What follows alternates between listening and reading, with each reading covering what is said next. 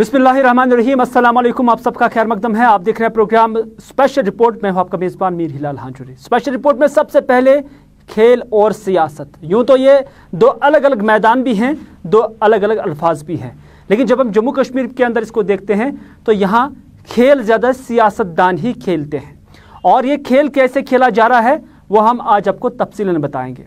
दरअसल Jammu Kashmir cricket association इस वजह से बनाई गई थी कि यहाँ पर जो जम्मू कश्मीर के अंदर रहने वाले नौजवान लड़के हैं जो खेल कूद का शौक़ व ज़ौक़ रखते हैं, खेल कूद में हिस्सा लेते हैं, उन्हें अपना लोहा मनवाने के लिए एक प्लेटफॉर्म मिल जाए।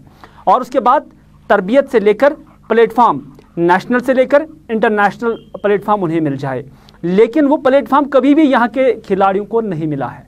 वजह यह है कि यहाँ सियासत ज़्यादा चलती आई है, और सियासत वो भी खेल में। और सियासी खिलाड़ी ये खेल बड़ी तेज़ी से और शातिराना तरीके से खेल रहे हैं, क्योंकि आज तक हमने देखा कि इस जम्मू कश्मीर क्रिकेट एसोसिएशन के लिए जो सदर हुआ करते थे वो नेशनल कॉन्फ्रेंस के डॉक्टर फारूक अब्दुल्ला थे।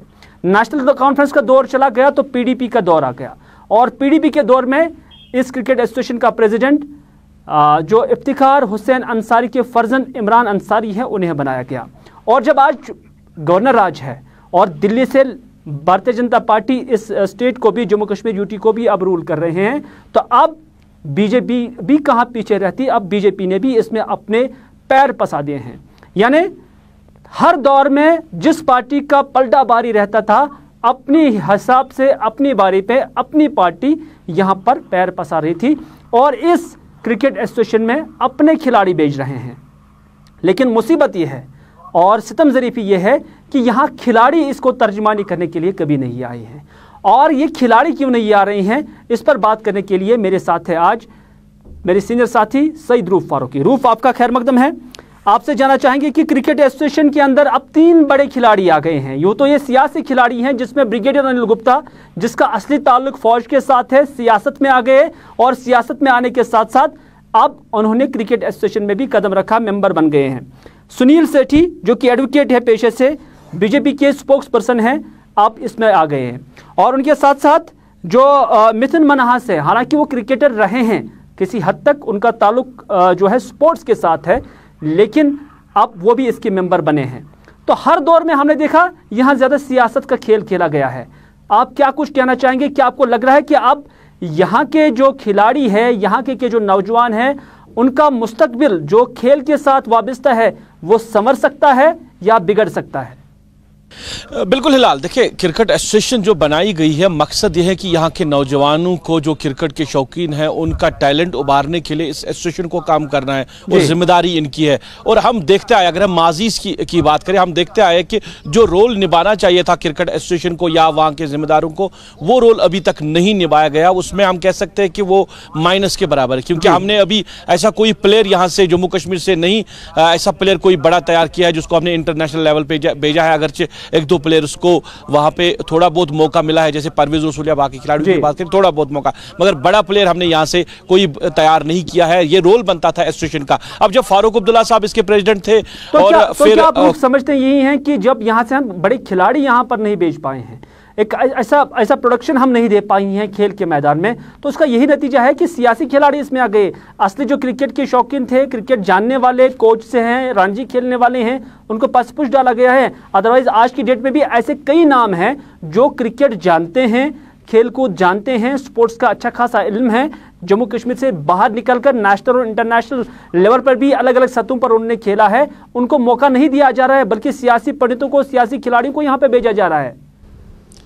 देखिए हिलाल, मैं वही बात कर रहा था, जब नेशनल कॉन्फ्रेंस की सरकार थी तो जो क्रिकेट एसोसिएशन के प्रेसिडेंट फारूक अब्दुल्ला साहब बने, फिर कोई बड़े मामला जिसमें करप्शन का मामला भी है और मामला जो है काफ़ी गड़बड़ाहट, उसमें एफआईआर भी दर्ज हुआ। उसके बाद जब पीडीपी की सरकार आई तो उस वक्त के जो स्पोर्ट्स मिनिस्टर थे इमरान रजा अंसारी, उनको इसका अध्यक्ष बना दिया, सदर बना दिएगा, और बाकी जो वर्किंग बॉडीज थी वो उसी को मुंतखब करने की जो प्रेसिडेंट है। और फिर इस पर बीजेपी ने कहीं ना कहीं शोर शराबा खड़ा किया। बीजेपी ने कहा कि अकाउंटेबिलिटी नहीं है, इन सारे मामला को देखा नहीं गया, एक्सपर्ट्स को सामने लाने की जरूरत है। और आज जब फैसला आया तो वो बीजेपी के जो लीडर उसमें शामिल है। मैं हिलाल आपको थोड़ा बहुत पीछे ले जाऊं इस मामले में, क्योंकि ये मामला काफी जब गर्मा गया था, फिर ये मामला जो है सीधे ऑनरेबल हाई कोर्ट के पास चला गया था। ऑनरेबल हाई कोर्ट ने सीधे डायरेक्शंस जो है वो बीसीसीआई को दिए कि वो इसकी देखभाल खुद करेगा, देखरेख खुद करेगा और अपने तर्ज अमल पर वहां की जो मुंतखब अब टीम बनानी है क्रिकेट एसोसिएशन के लिए उनको करेगा। तो ये अभी तक जो बीसीसीआई के अंडर सारा सब कुछ चल रहा था वही काम चल। अब बीसीसीआई ने जो फैसला लिया है वो कहीं ना कहीं एक सरप्राइजिंग फैसला सामने आया, क्योंकि बीसीसीआई ने जिन लोगों को मुंतखब किया है ये पॉलिटिशियंस हैं, जिनमें अगरचे मिथुन मन्हास जो है वो नेशनल क्रिकेटर रह चुके हैं, उन्होंने रणजी ट्रॉफी खेली है, मगर जो बाकी दो लोग हैं ब्रिगेडियर अनिल गुप्ता या जो सुनील जो है शर्मा है, अगर इनके बारे में कहा जाए तो इनको ABCD पता भी नहीं है क्रिकेट की। क्या यही लोग क्रिकेट एसोसिएशन चलाएंगे, यही लोग यहाँ के टैलेंट को उभारने के लिए काम करेंगे? और वो बीजेपी ये भी कहते हैं, जो खेलकूद को जानते हैं, क्रिकेट को जानते हैं, एक्सपर्ट्स हैं, उनका ये मानना है कि इस तरह के खिलाड़ी जिन्हें आज लाया गया है इस एसोसिएशन के अंदर, ये दरअसल पार्टी के अंदर इनको जब कोई ओहदा नहीं मिलता था हुकूमतों के अंदर, तो उसके बाद ये पार्टियों के अंदर भी बोझ बन गए थे। तो अब उन्हें यहाँ तनख्वाह दी जा रही है और उन्हें एकोमोडेट किया जा रहा है, ठीक उस तरह जिस तरह इससे पहले भी हुआ करता था। वरना ये वही बीजेपी थी जो इससे पहले जम्मू कश्मीर क्रिकेट एसोसिएशन को साफ सुथरा रखने की बात कर रहे थे, सियासत से मुबर्रा और पाक रखने की बात कर रहे थे, लेकिन आज खुद ही इस सियासत में भी हाथ डाल लिया। बिल्कुल, देखिए यही बीजेपी है जिन्होंने काफी टाइम शोर शराबा किया कि आपको क्रिकेट एसोसिएशन चलानी है, एक बड़ा इदारा है, यहाँ के नौजवानों के मुस्तकबिल के साथ ये जो इदारा जुड़ा हुआ है, तो वहां पे सियासत को बाहर रखा जाए, सियासत के लोगों को इसमें इन्वॉल्व नहीं किया। बार बार बीजेपी ने यह दावा किया और बड़े से लेकर छोटे लीडर यही बात कर रहा था। और यहाँ अगर हम बात करें फिलहाल जम्मू कश्मीर में आपके पास ऐसे भी खिलाड़ी है जो फॉर्मर खिलाड़ी रह चुके हैं, जिन्होंने नेशनल लेवल तक खेला है, जिन्होंने रणजी ट्रॉफी खेली है, वो इस मेंबर इस एसोसिएशन के बन सकते थे, वो इस एसोसिएशन को चला सकते थे। उनका नाम अगरचे तजवीज़ में भी लाया गया था, उनके नाम पे जो है गौर भी किया गया था। फिर आखिर में ये फैसला है कि नहीं, ये एक बार फिर रिवायत को दोहराया जाएगा और फिर एक बार ये सियासतदानों को ही ये एसोसिएशन दी जाएगी, ताकि ये जो एसोसिएशन है ये कोई तरक्की ना करे, यहाँ से नौजवानों को कोई फायदा न मिले, क्योंकि ये एक अखाड़ा बन चुकी है, सियासत का अखाड़ा बन चुकी है। अब अगर अखाड़ा बन चुका है रूप, बहुत बहुत शुक्रिया रूप आपका, बल्कि ये एक रिहैबिलिटेशन सेंटर बन चुका है। अब हर कोई सियासी जमात अपने अपने खिलाड़ियों को यहाँ पर रिहैबिलिटेट कर रही हैं। इस तरह से एक रिहैबिलिटेशन सेंटर बन गया है। जेके क्रिकेट एसोसिएशन का नाम भले ही इसका है, लेकिन rehabilitation centre for political players के लिए हम ये कह सकते हैं जम्मू कश्मीर के अंदर ये बन चुका है, क्योंकि ये अब ऐसा पिच है जिस पर आम जम्मू कश्मीर के खिलाड़ी नहीं, जो हुनर रखते हैं, जो फन रखते हैं, जो टैलेंट रखते हैं, उन्हें तो जगह कम, बल्कि यहाँ पर इस पिच पे जम्मू कश्मीर क्रिकेट एसोसिएशन के पिच पे अब सियासी जमातें अपने अपने खिलाड़ियों को उतार रहे हैं। नाज़रीन, आज हम आपको हांजुरा वाटर सप्लाई स्कीम का जिक्र कराएंगे और ये विजुअल्स आप देख रहे हैं। ये वाटर रिजर्वायर यहाँ पे बना हुआ है और उसके साथ साथ जो फिल्ट्रेशन प्लांट है उस पर भी काम जारी है, उसका टेंडर भी निकला हुआ है। लेकिन साल 2014 से लेकर 15 के अवलीन हफ्तों में ही इस पर काम शुरू हुआ। आज 6 से 7 साल हो गए, लेकिन अभी तक यह प्रोजेक्ट तश्मीह तकमील है। 3.25 करोड़ रुपए का यह प्रोजेक्ट तकरीबन है, लेकिन अभी तक भी इसका काम मुकम्मल नहीं हो पाया है। दरअसल जब हम इस खबर की गहराई में गए तो पता चला कि इसका जो रिजर्वर है वो तैयार है, और जो जल शक्ति डिपार्टमेंट, जिससे इससे पहले PHE डिपार्टमेंट कहा जाता था, उनकी जानब से इस पर काम तो शुरू किया गया, लेकिन सुस्त रफ्तारी से काम शुरू हुआ और अदम तवज्जो इसकी तरफ रही है, क्योंकि इस रिजर्वायर को लगभग 9 किलोमीटर का जो पाइप डालनी थी, 9 किलोमीटर वाली, तो उसमें लगभग 4.5 किलोमीटर के जो एरिया में पाइप डाली गई है, लेकिन जो मजीद 4.5 किलोमीटर पाइप डालनी थी उसमें लैतोलैल से काम लिया जा रहा है। हालांकि 10 महीने पहले उस काम के लिए भी टेंडर निकला है, और कुछ लोगों का मानना है कि यहाँ जहाँ से पाइप डालनी थी तो वहाँ पर कुछ एरिया ऐसा आया जो डिस्प्यूट बना, यानी लोगों ने इजाज़त नहीं दी वहाँ से डालने की। लेकिन 10 महीने से जल शक्ति डिपार्टमेंट ने इस मामले को सॉर्ट आउट नहीं किया, ना ही एडमिनिस्ट्रेशन के साथ, सिविल एडमिनिस्ट्रेशन के साथ उठाया, और ना ही मकामी लोगों के साथ उठाया। नतीजा क्या हो सकता है? माना जा रहा है कि जो डिपार्टमेंट है वो चाहते हैं कि इसको डाइवर्जन दिया जाए, दूसरी जगह से ये पाइपें जो है बिछाई जाए, और हो सकता है कि वहाँ से प्रोजेक्ट कॉस्ट जो है वो बढ़ भी सकता है। तो क्या ये खजाने आमरा से ये पैसे खर्च करने हैं, या उससे पहले जो आपने प्लान बनाया था वो किसी काबिल नहीं था, वो सही नहीं था? इस हवाले से हम बात करेंगे, लेकिन पहले आप ये विजुअल्स देखिए।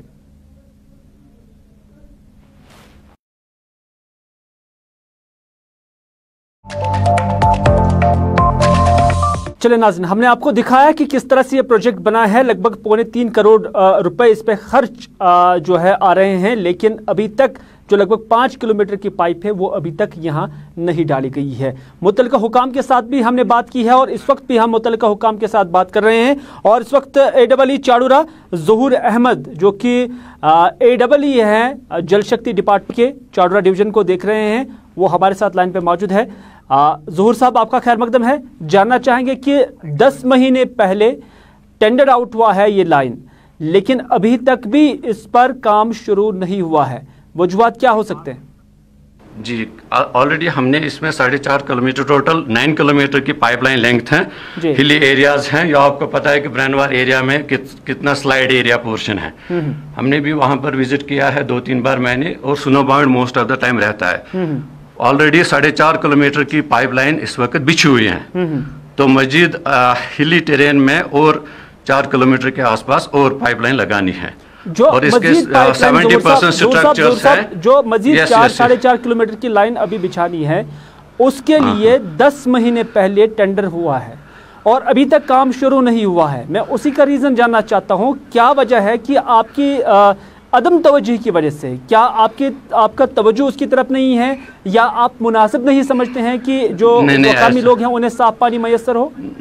नहीं, ऐसा कुछ नहीं है। ऑलरेडी स्ट्रक्चर्स बने हुए हैं उसके, और जब हम वहाँ पर गए तो थोड़ा जाबड़ एरिया में एक इलाका है, उसमें थोड़ा सा लोगों ने डिस्प्यूट डाल दिया जी। जिस वक्त उन्होंने कहा कि इस हमारे इलाके से इस पाइपलाइन का जो हमने रूट चुना था, तो वो कह रहे हैं उसको डाइवर्ट करो, दूसरे अलाइनमेंट में ले जाओ जी। तो वहाँ पर असल में हमने अब बाद में दूसरा अल्टरनेट सोचा कि हम दूसरी जगह पे, लेकिन वो थोड़ा डिफिकल्ट टेरेन है कि वो along the bank of the river चल रहा है, वो बहुत डीप, 40 फीट डीप है और उसमें अप डाउन्स हैं, जिसकी वजह। और ज़हूर साहब, जब डिस्प्यूट यहाँ पे पैदा हुआ और उसके बाद क्या आपने कंसर्न तहसीलदार की नोट्स में ये लाया, क्या आपने SDM की नोट्स में लाया, क्या आपने डिप्टी कमिश्नर की नोट्स में लाया? क्योंकि उसके बाद ये लॉ एंड ऑर्डर का मामला भी बन सकता था, लेकिन आपने अभी तक उनके साथ ये मामला नहीं उठाया है। नहीं, हम उनको साथ असल में अल्टरनेट रूट भी देख रहे हैं, और हमने अभी इतना हतमी फैसला नहीं किया था कि उनको भी कॉन्फिडेंस पे लेंगे, पब्लिक को भी, कि उनको समझना है। यहाँ अल्टरनेट देखने की क्या जरूरत थी, बल्कि जो आपने पहले से ही प्लान बनाया हुआ था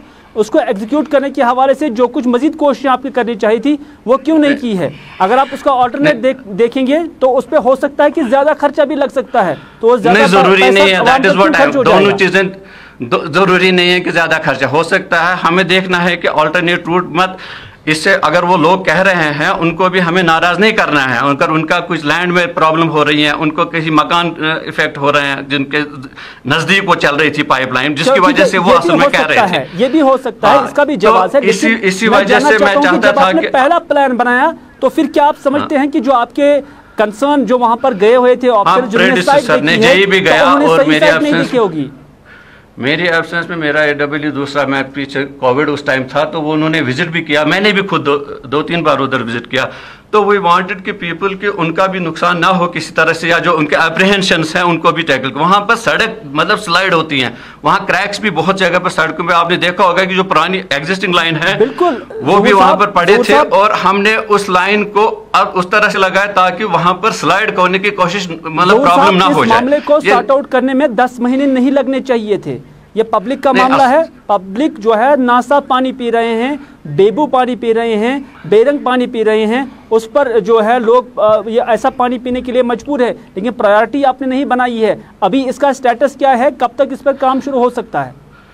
नहीं, इमीडिएटली कॉन्ट्रैक्टर को मैंने 2-3 बार बुलाया है, और उसको मैं आज भी फोन किया हूँ। We will call him tomorrow here and we will sort out the matter. इंशाल्लाह जल्दी कोशिश हो जाएगी, एक्सपर्टाइट इस पर काम करेंगे, डोंट वरी। इसमें मतलब हमारी तरफ से पूरी कोशिश होगी कि इनफैक्ट असल में बीच में मेरे इलेक्शन ड्यूटी 1 महीने से ज़्यादा थी, विंटर था और हार्श विंटर था इस साल, जिसकी वजह से स्नो बाउंड ये इलाका रहता था, तो प्रीवियसली उस वक्त विंटर में हमने पाइपलाइन को नहीं बिछा सके। तो क्या आप और इमीडिएटली कोरोना वायरस में he could not travel to outside, क्योंकि पाइप जो लानी है वो आउटसाइड UT लानी है।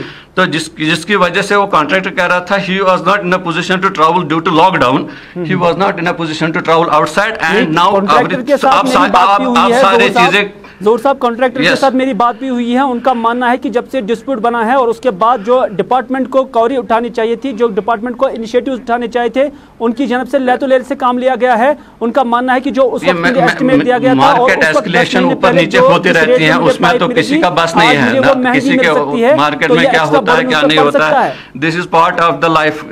मार्केट में इन्फ्लेशन है, एस्केलेशन है। तो अब क्या यही तवक्का करेंगे लोग, मकामी लोग, कि अब बहुत जल्द इस पे काम शुरू हो जाएगा? बेशक और कॉन्ट्रैक्टर को हमने कॉल भी किया है एंड हिज मदर वाज, मतलब उनका फादर की डेथ हुई रिसेंटली, तो जिसकी वजह से he was not in a position to come here. लेकिन अब मैंने उसको फोन भी 2-3 बार किया है, अब he is coming tomorrow again here. So हम चाहते हैं कि इसको जल्दी काम स्टार्ट करवा देंगे। ज़ोहर साहब बहुत बहुत शुक्रिया, और हम भी उम्मीद करते हैं कि बहुत जल्द इस फिल्ट्रेशन प्लांट पर, इस स्कीम पर, और जो पाइपलाइन बाकी मानदा काम उसका है उस पर काम शुरू हो जाएगा। आपका बहुत बहुत शुक्रिया पूरा वक्त देने के लिए। नाज़रीन, बात करते हैं कुलगाम काजीगुंड के ऋषिपुरा से दर्दगुंड इलाके की, क्योंकि इस इलाके में आज 21वीं सदी में भी मकामी लोगों के मुताबिक रोड कनेक्टिविटी नहीं है। सरकार ने महकमा रूरल डेवलपमेंट भी बनाया था, मनरेगा स्कीम भी चलाए थे, और इन स्कीमों के ज़रिए और इस डिपार्टमेंट के ज़रिए दूर दराज इलाकों तक रास्ते बनाने की बात कही गई थी। लेकिन ये इलाका अभी भी रोड कनेक्टिविटी से महरूम ही है। 21वीं सदी चल रही है और आज हम मार्स और न जाने कहाँ कहाँ पर अपनी ज़मीन तलाश कर रहे हैं, अपनी जगह तलाश कर रहे हैं, लेकिन ये इलाका है कि यहाँ अभी तक सड़क भी नसीब नहीं है। मकामी लोग क्या कह रहे हैं, आइए आपकी खिदमत में पेश करते हैं। आज तक हमें हर किसी ने अंधेरे में, गवर्नमेंट ने, हुकूमत ने, पंच लेकर सरपंच तक ने अंधेरे में रखा है। हमारी सुनाई आज तक किसी ने ना तो सुनी, और हम दर दर की ठोकरे हर मुलाजिम के पास, हर सरपंच पंच के पास गए, लेकिन किसी ने हमारी सुनाई नहीं की।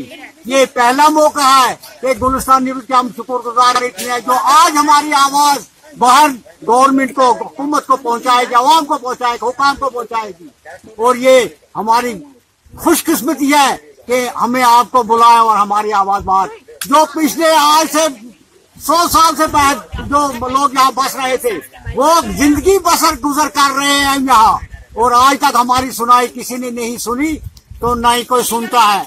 हमने यहाँ सर एक रास्ता हलशीरी के जरिए बनाया, उसके बीच में नाला आ गया, वो हमने गोरू के लिए बनाया। उसके लिए हमने 2 पाइपें चाहिए थी, वो हमें कोई नहीं देता है, ना कोई हमारी सुनाई करता है। सरपंचों के पास भी गए, पंचों के पास भी गए, ब्लॉकों पे भी गए, लेकिन हमारी सुनाई किसी ने नहीं की। इधर मतीबाग कुलगाम के मकामी लोगों ने भी आज शिकायत की है कि इलाके में जो बिजली की तरसीली लाइनें हैं वो काफ़ी खस्ता हो चुकी हैं। यानी इलाके में किसी भी वक्त कोई बड़ा हादसा हो सकता है और उस हादसे में किसी की जान भी चली जा सकती है, क्योंकि पिछले कुछ दिनों से हम देख रहे हैं कि कई एक इलाकों में इस तरह के वाक़ात पेश आए हैं कि तरसीली लाइनें गिर जाने से फिर लोग वहाँ पर जो है मौत का शिकार भी बन गए हैं, एक्सीडेंट्स हुए हैं। तो इस तरह से उन चीज़ों का, उन वाक़ात से खौफ खाने के बाद जो मतीबुग कुलगाम के लोग हैं उन्होंने भी अब आला हुकाम से अपील की है कि बराए मेहरबानी यहाँ इलाके में तरसीली लाइनों को बदला जाए और नई तरसीली लाइनें यहाँ बिछाई जाए, ताकि इलाके में कोई बड़ा वाक़ा या हादसा पेश ना आ सके। मूजब आज पीसफुल प्रोटेस्ट, चूँकि आज रोज सोशल मीडिया पर वुचान कह हादसु कुन ना कुछ गमुत, तम हादसुक यह मसल कि पोल या तार यह स्ट्रांग कहें। वैसे ये जन ST यह ज्यादातर गाँवों मजी तुम वो रात कि शुरात कनपुरस मज कम सिन नौजवान बच्चे यम सुन मौत वाक़ा गो, तो असनास मज कोर आज सुबह पन्ने यंगस्टरों को मशवूर वो मीडिया, ताकि मीडिया ब्रोह थो यह कत ताकि हयासाती तुम तान वात कत तुम हेन अत पे बह दिम चैलेंज कि ये इलीगल कनेक्शन चलान PDS। अगर मैं कह नफर दी इलीगल कनेक्शन ये मतलब प्रूव कर कि बह तेल तम सात कहीं जरूरत। तुम वो सर पाने कि यह तार कह खस्त तुम करो पाने सर्वे, अगर तुम करो शूट ती कह तार खराब कि आपूस वन कह बिल्कुल कुछ तार खड़े अमे मूजूब कि पोल कह, तो अस पे आज सुबह चतस बच सुंद सोशल मीडिया पे वीडियो वो तो अस गो जबरदस्त, मतलब दिल गो रंजीद वारिया ज्यादा। तो अस पे तो इनवाइट कर अम मूजूब कि करो अथॉरिटी से DC कुलगाम या डिवीजन कुलगाम पेवान एग्जिन PD तमन तान अमि चलने वसादती कत वातन कि आइंद खतर गोस कुन गामस मज हादसा गसन कह इसलिए सन तमन पुरखलूस अर्ज गुजारिश आला हुकामन हाई अथॉरिटी यह गुजारिश कि ताकि ऐसा आगे ना हो जाए सोन बच्चे गन सेफ रोज।